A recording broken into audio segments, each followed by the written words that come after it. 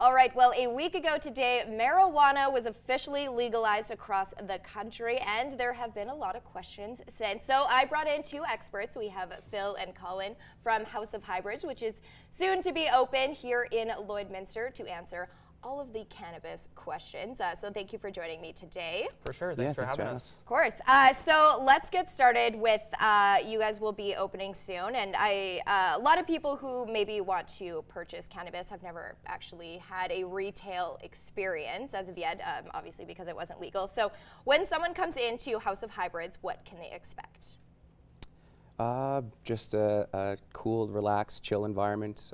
We're all about customer experience, so we want to make sure that when people come in, they're totally at ease, no judgment, and then just making sure that our staff is well educated on the product that we sell. Yeah.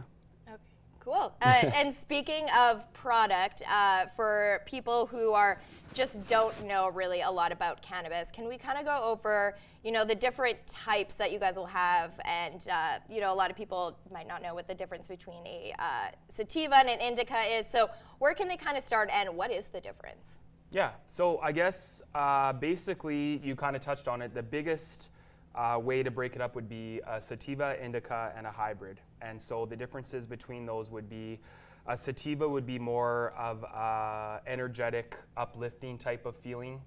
Obviously, you can break it down even further from there for THC content or CBD content, which CBD is more of the relaxing, anti-inflammatory type of feeling you're going to get from it. The THC would be more of the head high. So an Indica would be more of a relaxing, subdued, like sit on the couch and just kind of chill out, be in your own head.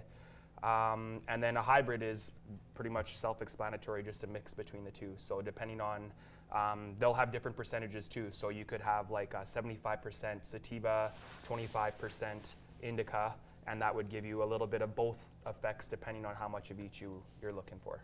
Okay, so when someone comes in to purchase cannabis, this is something that they, it's kind of like a personalized experience. So you can really 100%. Personalize your cannabis. Yeah, for sure. So our bud tenders will be trained, basically, they will be sampling the products that we're bringing in so that, because basically, like you said, every person will have an individual perception of how it affects them. And so we want them to have the knowledge of how the product is going to or should make you feel, and then they can kind of give advice that way to the potential clients. Okay, so and someone who had never had a medical reason to use cannabis but possibly wants to use it, they could come in and find something suitable for them?